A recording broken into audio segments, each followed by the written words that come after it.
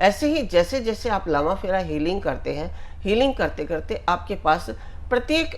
जो है आवश्यकता और प्रत्येक समस्याओं से घिरा हुआ व्यक्ति आपके पास आएगा। अगर आप सोचें कि ये बहुत मुश्किल है, क्योंकि बहुत सारे लोगों ने ये प्रचार कर रखा है कि इसके लिए 40 दिन की सिद्धि होनी चाहिए या अपने आप को साधना है। जैसे आप रेकी की अगर हम बात करते हैं तो रेकी में आवश्यक है कि आप 21 दिन तक अपने 24 पॉइंटों को एक्टिव करने के लिए अपने शरीर को साधेंगे,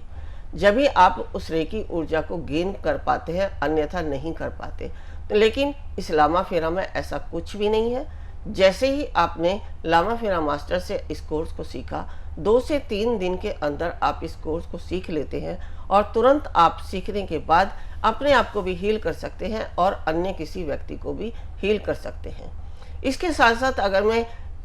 व्यक्ति के अलावा मैं एक बात और भी बता सकती हूँ कि इसमें आप घर, मकान, दुकान, फैक्ट्री, जो कि मैं अनेकों बार बता चुकी हूँ कि इसके द्वारा हम घर की नकारात्मक शक्तियों को भी दूर कर सकते हैं। किसी व्यक्ति का ने दुकान की है, उसकी दुकान का कारोबार नहीं चल रहा, उसके दुकान में बिक्री नहीं हो रही है, या कोई अगर ज़्यादा बिक्री होती है तो किसी ने जैसे टोक देना, जिसको हम नज़र दोष कहते हैं, उसके द्वारा भी उसका कारोबार ठप हो जाता है। या किसी व्यक्ति का जो है बिल्कुल ही फैक्ट्री बंद हो गई, या किसी का मकान नहीं बिक रहा है, या ऐसी बहुत सारी समस्याएं होती हैं, तो उनमें भी यदि हम इस लामा फेरा पद्धति को अप्लाई करते हैं तो वहाँ भी समस्त नकारात्मक शक्तियाँ रिलीज हो जाती हैं और सकारात्मक एनर्जी उसमें प्रवेश करती है, जिसके कारण आपका कारोबार भी अच्छा चलता है। और जिस मकान, दुकान, फैक्ट्री को आप बेचना चाहते हैं, जो वर्षों से आप मेहनत कर रहे हैं बेचने के लिए, नहीं बिक पा रही है, या उसके रेट आपके अनुसार आपको नहीं मिल पा रहे हैं, तो वो भी सारी समस्याएं इनसे दूर हो जाती हैं।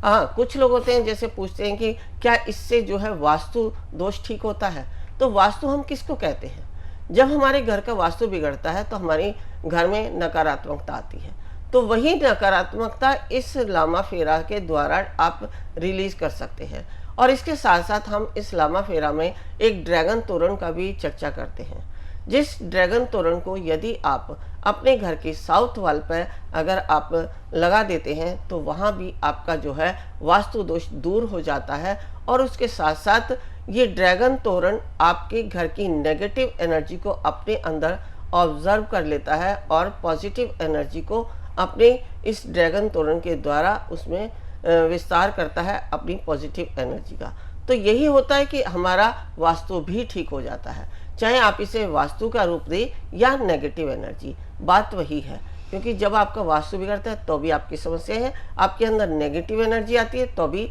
वही दोष होता है जो आपके वास्तु बिगड़ने के बाद होता है। तो इसलिए आप एक पर्टिकुलर वर्ड पर ना जाएं कि वास्तु दोष, आप ये समझें कि हमारे घर की या हम जहाँ जिस स्थान पे कारोबार कर रहे हैं, जहाँ हम बिजनेस कर रहे हैं, उसकी समस्त नकारात्मक शक्तियों को हम रिलीज करते हैं।